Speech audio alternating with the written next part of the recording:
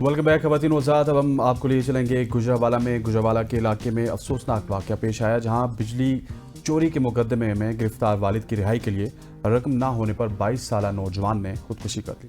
अहले खाना का कहना है कि गैपको ने 1 लाख रुपए जुर्माना आयद किया और रिहाई के लिए 50,000 रुपए फौरी जमा करवाने की शर्त रखी। गुर्बत और बिजली की बंदिश ने घर के हालात मजीद बिगाड़ दिए, जिस पर नौजवान ने दिलबर्दाश्ता होकर तेजाब पी लिया। वहां मौजूद रेस्क्यू 1122 के एहलकार ने रहम दिली का मुजाहरा करते हुए जुर्माना और जमानत की रकम अदा की, जिस पर उसे भी शो काज नोटिस जारी कर दिया गया। ये कुछ वाक़यात हैं जिनके ऊपर हम बात करेंगे और बड़े ऐसे वाक़यात हैं कि जो हम यहाँ पे टीवी बैठ के डिस्कस करते हुए भी यकीन मानिए कि दिल खून के आंसू होता है कि किस तरह की बेइज्जती हमारे माशरे में है। जिस तरह कल शेखोपुरा का वाक़या था और आज ये गुजरावाला का वाक़या हमारे सामने आया। एग्जैक्टली और इससे पहले भी कई सारे ऐसे वाक़यात हैं, ज़ाहिरा हम बात ही कर सकते हैं। मोहम्मद अनवर साहब हमारे साथ मौजूद हैं, जो कि फराज के वालिद हैं। फराज वो जिसने खुदकुशी कर ली थी, उन्हीं से जानते हैं। अनवर साहब, बहुत शुक्रिया आपके वक्त के लिए। सबसे पहले तो हमें ये बताएं कि किस तरह के हालात थे। 3 माह का आपका बिल था, ये बताया जा रहा है 38,000 बिल था, 3800 बिल था या 1000 बिल था, ये भी कंफर्म कीजिएगा। और ये भी बताइएगा कि क्यों हालात इस नौबत पर आए कि आपको चोरी करनी पड़ी। अनवर साहब, आप सुन पा रहे हैं? गरीबी की वजह था। तो अनवर साहब, थोड़ा सा डिटेल तो बताइए ना कि क्या हुआ, क्या था एक्चुअल में।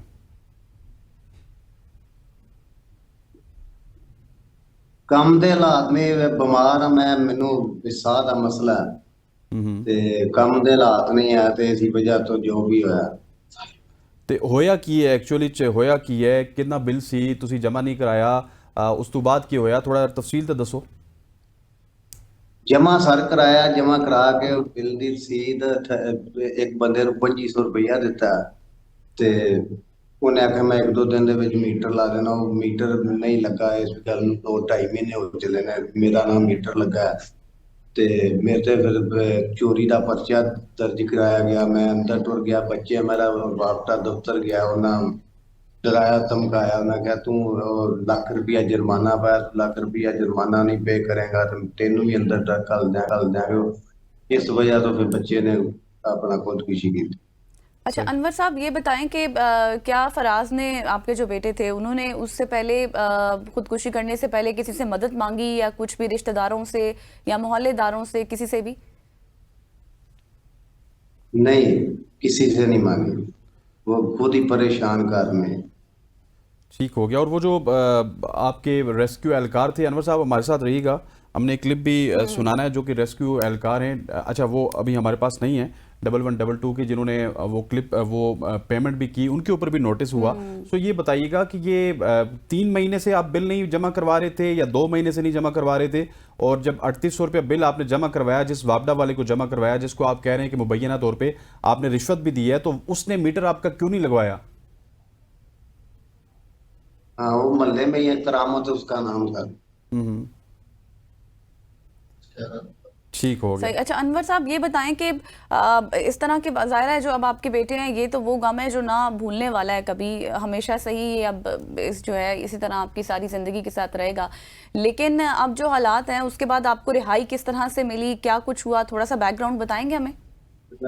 मैडम, जो आदमी 1122 में मुलाजिम है, उसने मेरे बेटे को इधर घर से उठा के लेके गया।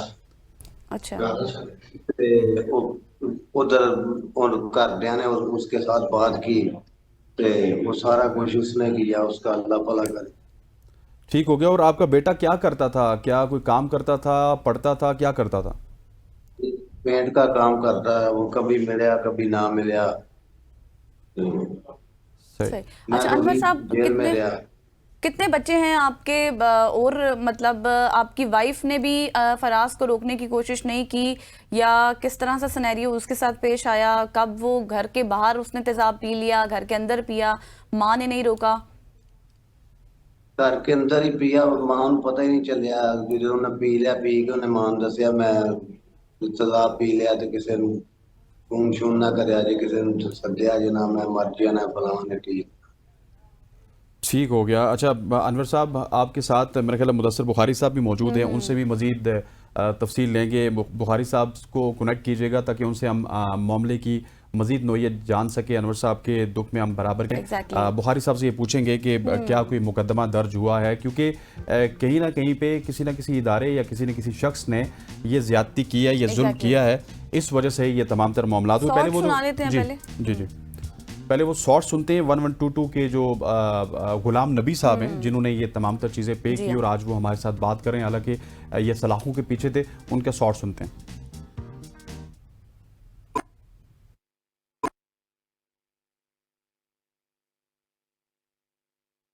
रेडी होगा टेक्निकल शायद कुछ। प्रॉब्लम है तो इसको भी हम चलाने की कोशिश करेंगे। अनवर साहब हमारे साथ मौजूद हैं। अनवर साहब, अब क्या आप मुतालिबा करते हैं गवर्नमेंट से, हुकूमत से? किस तरह का मुतालबा है आपका?